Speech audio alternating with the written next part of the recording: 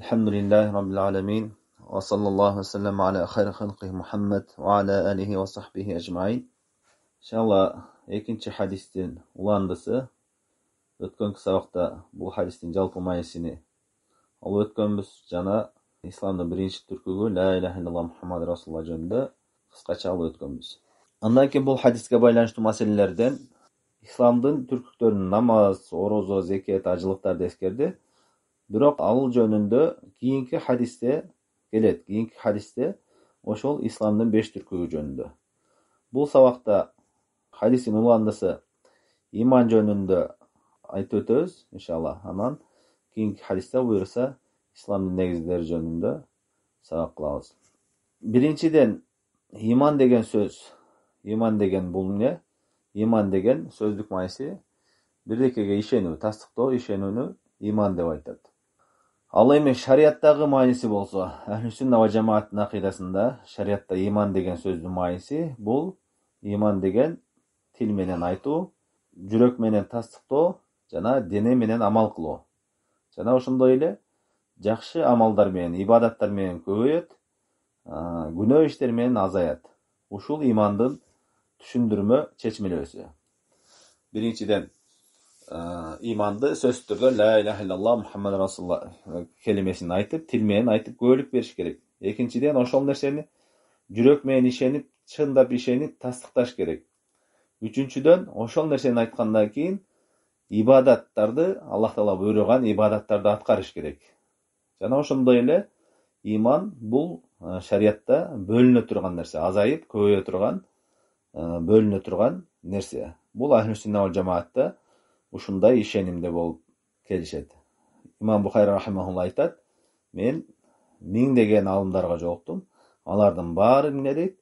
Иман бул азаят жана көбөйөт деп айтышат" дейт. Иман азаят жана көбөйөт деп. Эмне себептен имандын азаюусу жана көбөйүүсү жөнүндө айтып атабыз? Анткени көптөгөн адашкан жамааттар ушул иман маселесинде имандын азаюу көбөйүүсү жөнүндө адашкан. Алар иман азайбайт да, көбөйбөйт да деп айтышкан.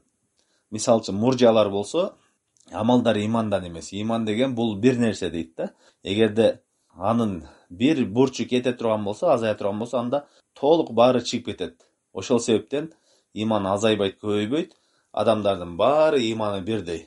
Абу Бакр разыяллаху анхунун иманы менен эң күнөөкөр адамдын иманы бирдей. Жибрилдин иманы менен бардык адамдардын иманы бирдей деген майында айтышат. Бул деген туура эмес. Анткени Аллах Таала Куранда амалдарды биринчиден иман деп атаган. Аллах Таала айтат: "Ва ма кана Аллаху лиюдиа иманакум". Аллах Таала силердин иманыңарды текке кетирбейт дейт. Бул жерде иманыңардан дегенден максат тафсир алымдары намазыңарды деген. Намазыңарды. Демек, намаз бул амал. Амал жүзүндө, иш жүзүндө болгон, аракет жүзүндө болгон иштерден. Ошону дененин амалдары. Ошону Аллах Таала иман деп атап атат. Демек, амалдарда иманга кирет. Экинчиден, көбөйүшү жөнүндө аят келген: "Иннамал муъминуна аллазина иза тулият алейхим задатхум имана". Чыныгы муъминдар эмне? Аллах Тааланын аяттары окулса, алар имандары көбөйөт дейт. Демек, иман бул азаят, көбөйөт. Ошондой эле хавариштер дагы бул иман деген бир нерсе, ал азайбайт, көбөйбөйт деген себептен адашкан. Ошон үчүн чоң күнөө кылган адам эмне? Иманы толук чыгып кетет деп айтат да.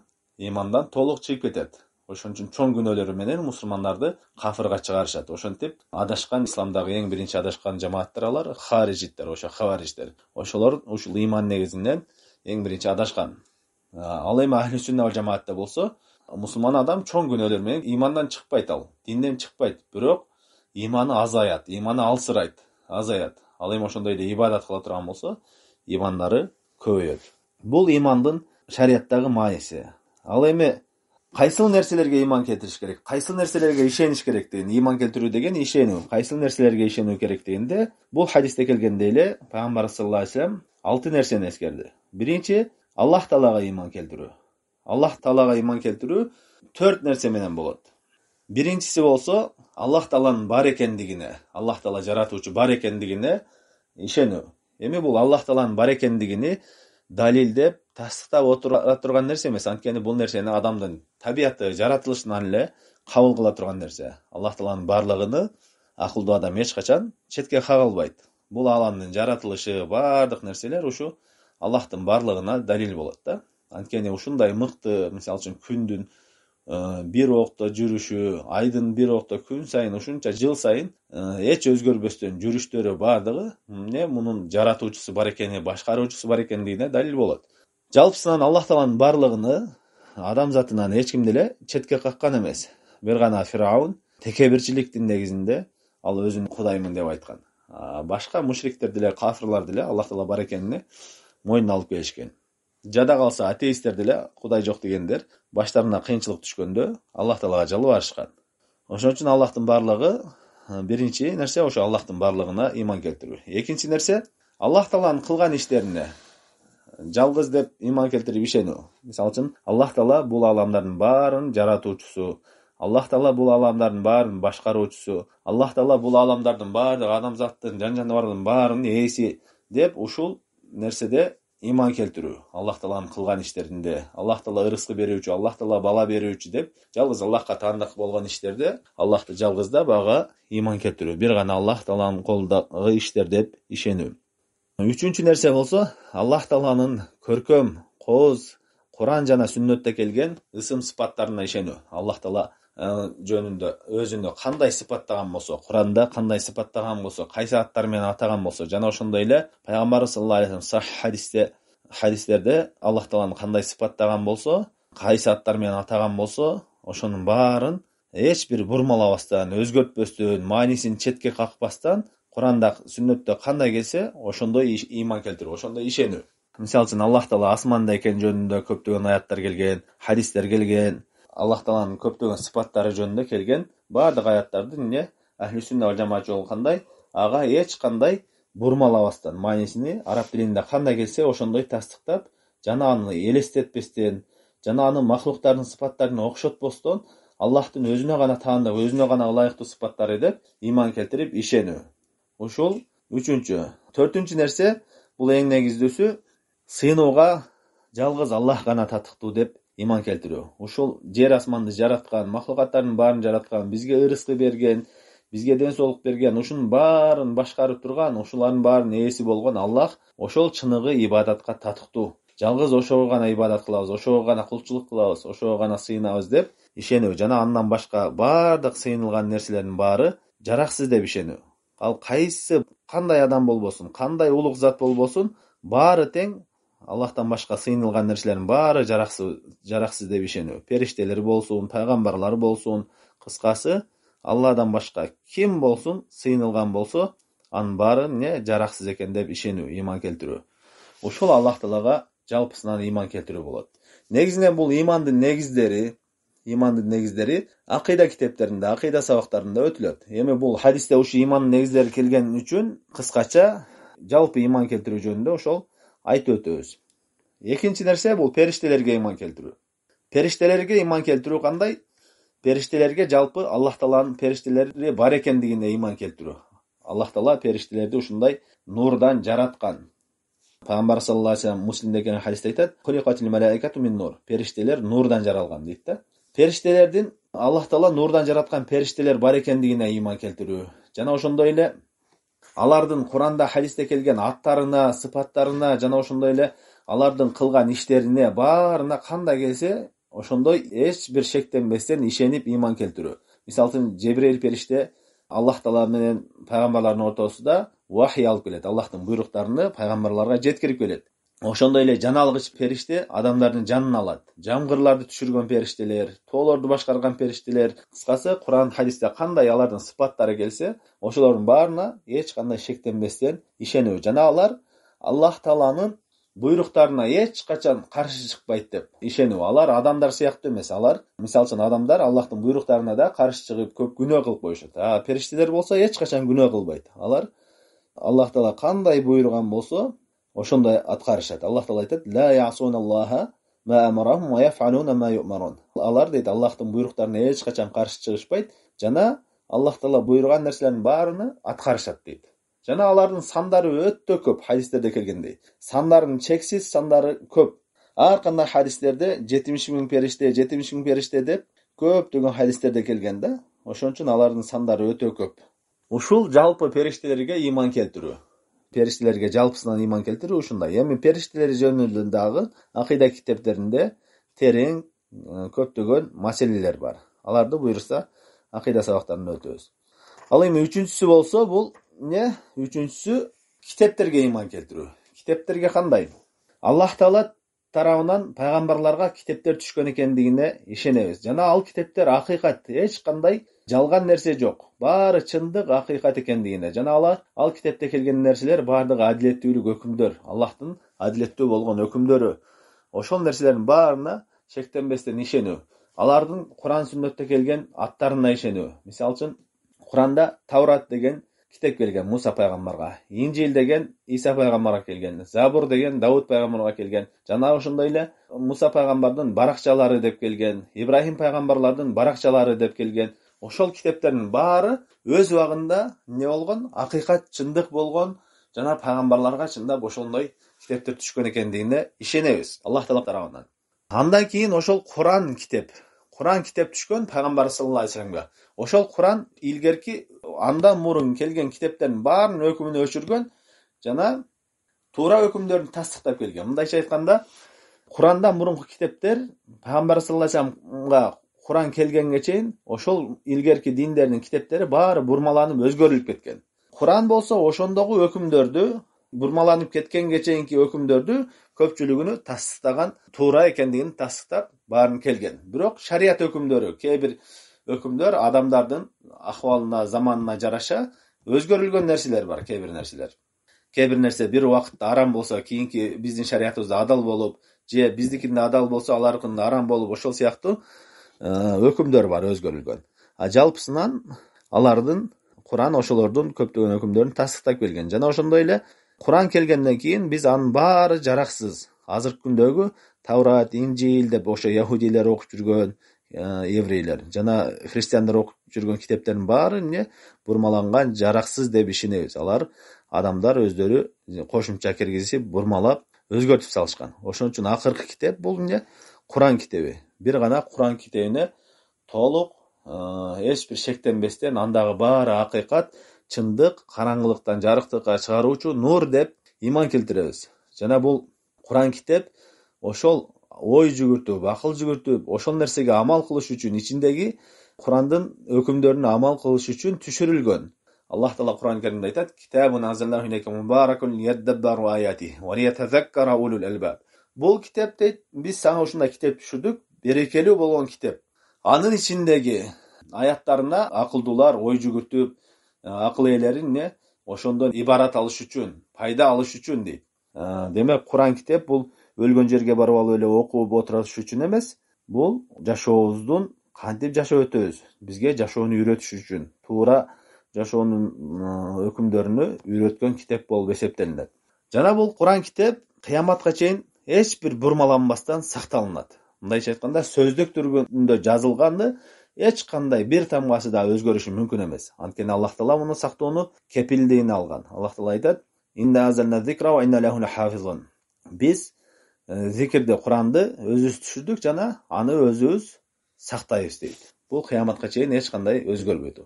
Ошон үчүн азыркы күнгө чейин ислам дин душмандары Куранды бурмалаганга, өзгөрткөнгө ушунчалык аракет кылышат, бирок ушул күнгө чейин 14 кылым болсо деле бир да тамгасын өзгөртө алышкан эмес. Бирок ошол Курандын түшүнүгүндө бурмалашып өзгөртүшөт. Курандын маанилерин, аяттын маанилерин түшүнүгүндө эмне кылышат? Бурмалашып өзгөртүшөт. Ошон үчүн биз Куранды сахабалар, табииндер кандай түшүнгөн болсо, ошолордун түшүнүгү менен түшүнө турган болсок, ошондой бурмалоолордон, адашуулардан сак болобуз. Андан кийинки имандын негиздери бул пайгамбарларга ишенүү. Аллах Таала пайгамбарларды жиберген. Көптөгөн пайгамбарлардын. Алардын саны чексиз. Аллах Таала Куран Керимде айтат: "Русулан кад касаснахум ва русулан лам наксусхум алейк." Саны тагыраак айтканда чексиз эмес, белгисиз. Канча экендиги, канча пайгамбар жиберген экендиги белгисиз. Аллах Таала Куранда айтып жатат: "Биз сага кээ бир пайгамбарлардын окуяларын айтып бердик, кээ бирлерине айткан жокпуз" дейт. Демек, Аллах Таала айтпаган, биз билбеген пайгамбарлар дагы көптөгөн пайгамбарлар болгон. Ал пайгамбарларга иман келтирүү кандай? Ошо Аллахтан аларга келген кабарлар чынчыл экендигине, чындап эле алар пайгамбар экендигине иман келтирүү. Жана ошондой эле алар алып келген нерсенин баары акыйкат экенине, чындык экендигине ыйман келтирүү. Жана ошондой эле алар Аллах Тааланын буйруктарыны, Аллах Таала буйруган нерселердин баарыны эч бир кемчилдик кылбастан, катачылык кетирбестен толук адамдарга жеткирген экендигине ыйман келтирүү. Ошон үчүн диндердин баары, пайгамбарлар алып келген диндер баары өз убагында толук болгон. Андан кийин эмне? Пайгамбарыбыз саллаллаху алейхи вассалам келгенден кийин пайгамбарыбыздын дини бардык пайгамбарлардын динин өкүмүн өчүргөн жана пайгамбарыбызды ээрчүү бардык адамдар үчүн милдет болуп эсептелинет. Ал еврей болсун, христиан болсун, акыркы пайгамбар Мухаммад саллаллаху алейхи вассалам болгондон кийин ошо пайгамбарыбыздын динин ээрчиш керек. Ошон үчүн пайгамбар саллаллаху алейхи вассалам айтат: "Мен жөнүндө кайсы бир адам уккан болсо, яхудий болсун, еврей болсун, христиан болсун, андан кийин мага ыйман келтирбесе, ишенбеген болсо, ал тозокко барат" дейт. Ал кафир, мусулман эмес, кафир дейт. Демек, пайгамбарыбызды уккан адам баары тең пайгамбарыбыз саллаллаху алейхи вассаламга ыйман келтирип, аны ээрчиш керек.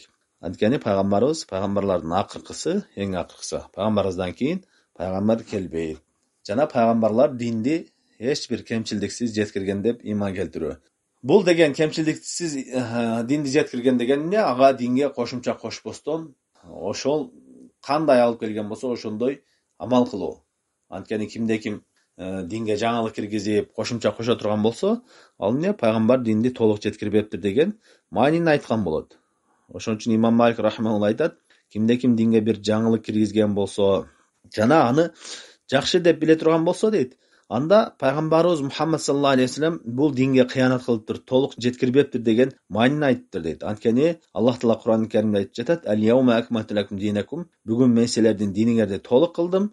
Ошол пайгамбарыбыз кезинде дин болуп саналбаган бүгүнкү күндө дагы эч качан дин болуп саналбайт деп айтты.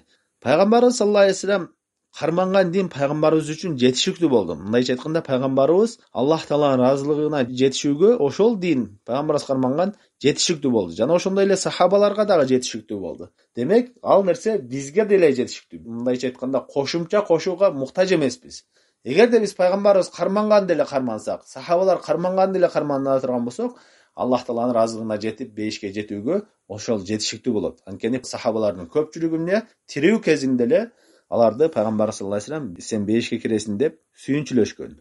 Алар ошол толук динди карманышкан. Алар кошумча кошкон эмес, кошумчага эмне муктаж да болгон эмес. Биз деле ошо кошумча кошпостон кандай келген болсо ошондой амал кылышыбыз керек. Андан кийинки имандын 5-чи негизи бул кыямат күнүнө ыйман келтирүү. Кыямат күнү кандай?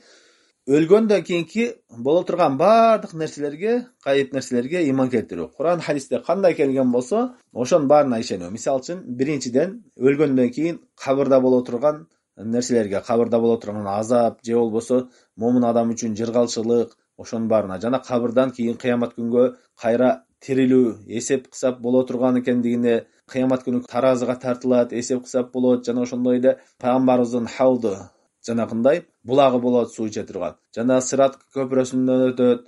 Ошонун баарына 5 болот, тозок болот.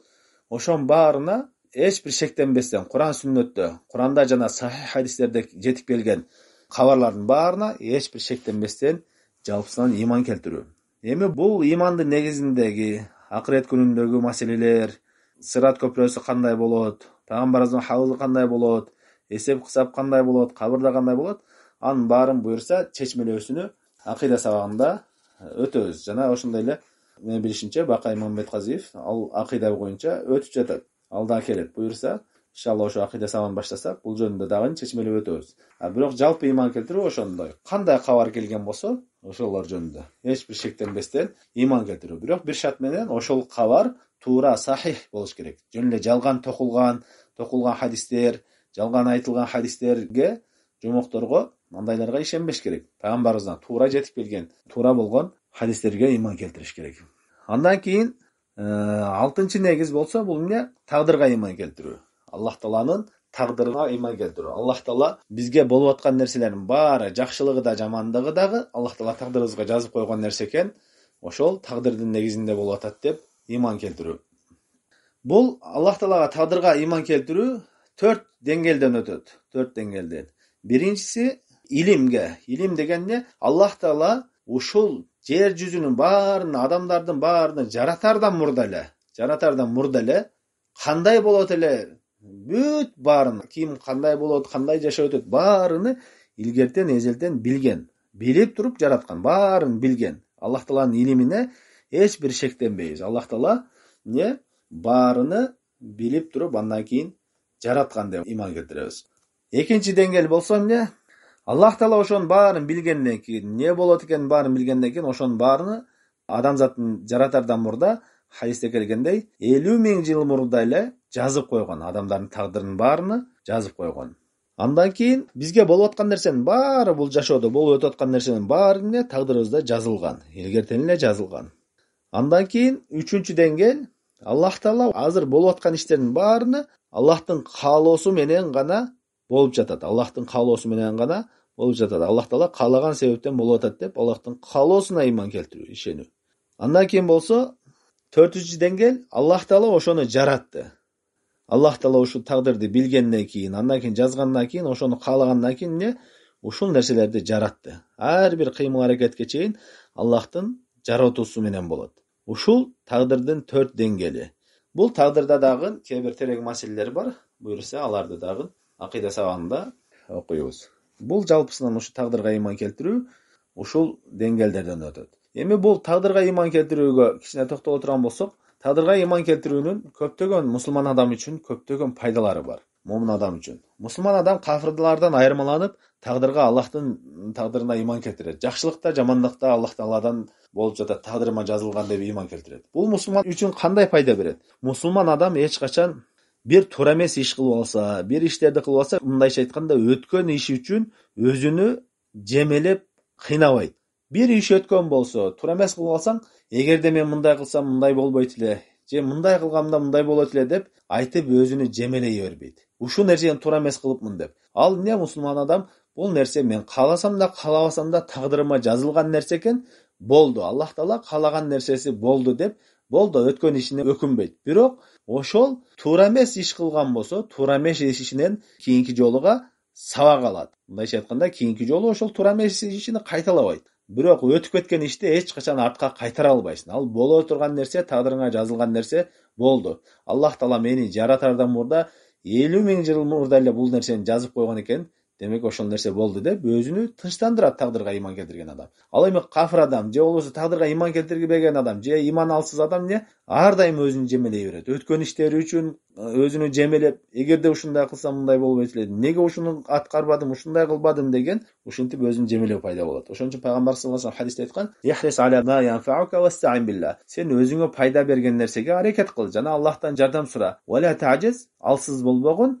فَإِنْ أَصَابَكَ شَيْءٌ فَلَا تَقُلْ لَوْ أَنِّي فَعَلْتُ لَكَانَ كَذَا كَذَا. Эгерде сага бирдеке болгон болсо, бир жакшы иш, бир жаман иш бирдеке болсо, бирдеке жетип келсе, эгерде мен ушуну ушундай кылсам, ушундай болот эле деп айтпагын дейт. Бирок, валакин кул каддараллаху ма шаа фаал. Бирок сен Аллах Таала тагдырыма жазган нерсе, Аллах Таала каалаган нерсе болду. Аллах Таала каалаган нерсесин тагдыр кылды деп гана чектел дейт. Анткени дейт: "Фа инна лау тафтаху амала шайтан". Анткени эгерде деген сөзүң ал шайтандын ишин ачат деп Пайгамбар саллаллаху алейхи ошол аятта айтып кеткен.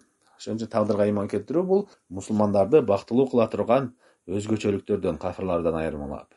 Ушул имандын негиздери. Бул хадисте ушул имандын негиздерин эскерди. Андан кийин ихсан эскерген, ихсан жөнүндө кече айтып өткөнбүз. Ихсан дегендин мааниси эмне? Ихсан дегендин мааниси шариятта бул иман, исламдын бир бөлүгү эмес. Ихсан деген бул шариаттагы мааниси иткан дегенге келет. Иткан деген бирдекени мыкты аткаруу, мыкты эң жакшы сыпатта аткарууну ихсан деп коет да. Фаахсину, Аллах Таала айтат: "Фаахсину инналлаху юхиббул мухсинин". Силер ихсан кылгыла, Аллах Таала мухсиндерди, ихсан кылуучуларды жакшы көрөт деди. Жана ошондой эле ихсандан максат, маани башка бирөөлөргө жакшылык кылууну дагы, башка мусулмандарга жакшылык кылууну дагы ихсан деген мааниде келет. Негизи мааниси ошол шариаттагы ибадаттарды аткарганда эң мыкты абалда аткарууну ихсан дейт. Ошол себептен Пайгамбар саллаллаху алейхи вассалам чечмелегенде эмне деди?